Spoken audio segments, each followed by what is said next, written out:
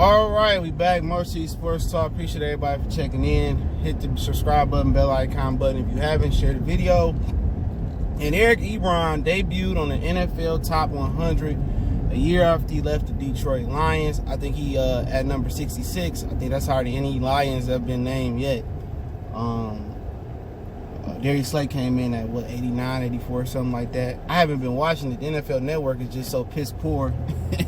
and just their whole production and the people they got on there, they need to get back to that old NFL Network. But I'm gonna catch up on it, man. I'm gonna put it on the DVR. But a lot of Lions fans saying $1 million quarterback, well, whatever, $100 million quarterback couldn't make a Ebron good, and he's top 66 player, since leaving the Detroit Lions. It's Stafford fault. Is it truly Stafford fault that he has issues with throwing the tight ends, and it really wasn't Pettigrew fault? Was it Matthew Stafford fault? It really wasn't Eric Ebron fault?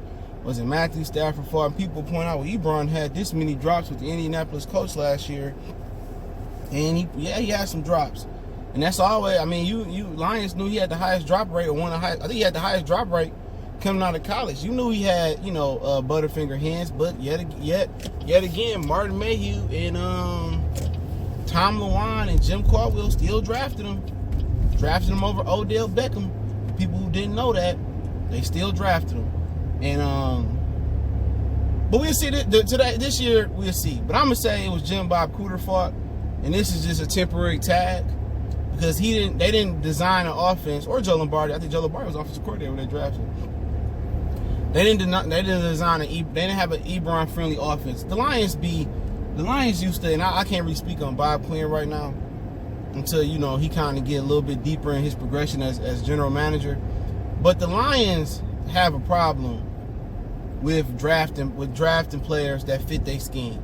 They just draft a whole bunch of players and try to fit them in a scheme that's not them, try to force them to work. Like when they took Darius Slay. He was a primarily man corner with Jonathan Banks in Mississippi State. He was a JUCO transfer. They drafted him, and they wanted to put him in a zone system. And he was getting torched, and he had to learn zone. Fortunately enough, Darius Slay was able to adapt to the scheme as the season went on his rookie year. He got better, and now he's a top 100 player and a Pro Bowl player. I think he made an All-Pro team as well too. But not fair if you get marginalized in this league if you don't find a system that fits your attributes or fit your skill level. And what the Lions did with Ebron, he didn't fit.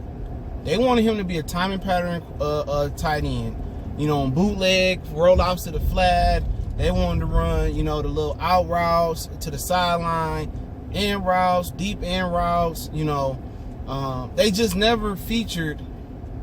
They never featured his skill set. Which when he went to Indianapolis, I watched a lot of their games. Because I had, Andrew Luck and Ebron was my tight end, and Jack Doyle before he got injured on FanDuel.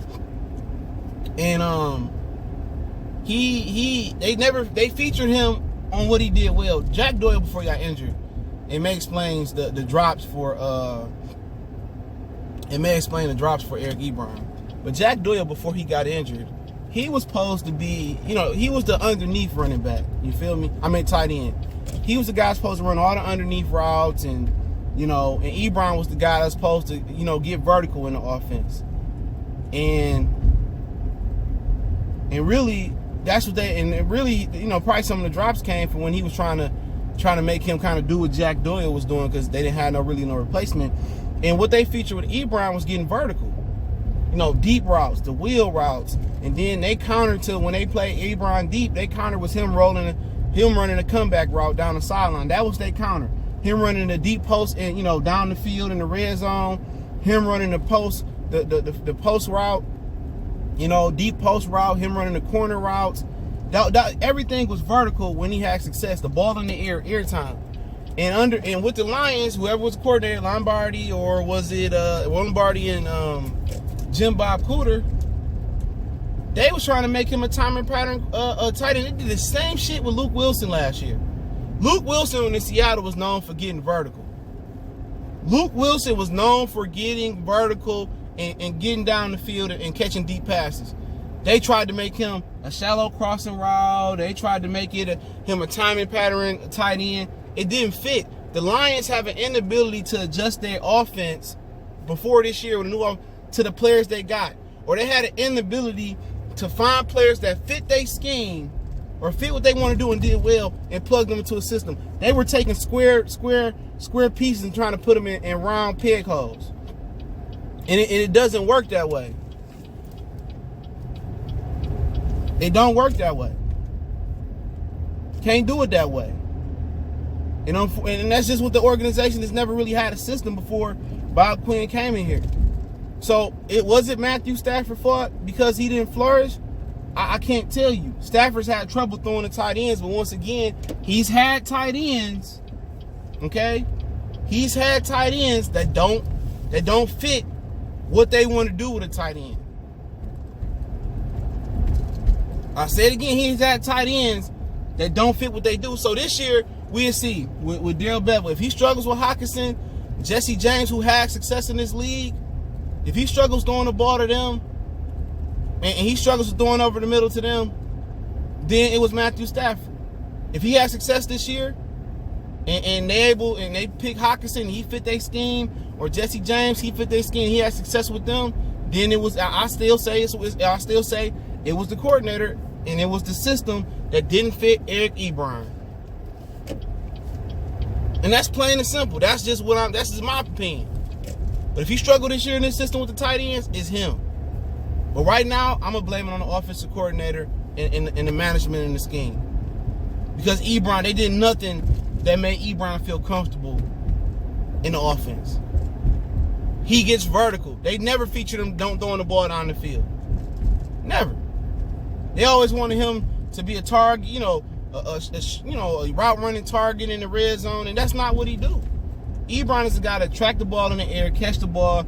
He has speed, so he can outrun the cover. When you put him on route running, he ain't a good route runner yet, and that comes later probably in his career.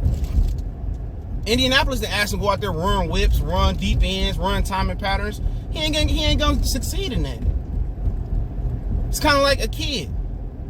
You know what I'm saying? You put a kid in a classroom full of 30, 40 kids, and you see, oh man, he's not paying attention, but then you downsize to a class of 10, 16, he get the attention that he need. Now he's flourishing. It was the system around the kid that failed him. But hey, Motor City Sports Talk, appreciate the love, support. Keep sharing the videos. And we on Facebook, Instagram, Twitter. You can reach out to the email. Appreciate the love and support. Y'all know what the business is. One time for the one time, we gone.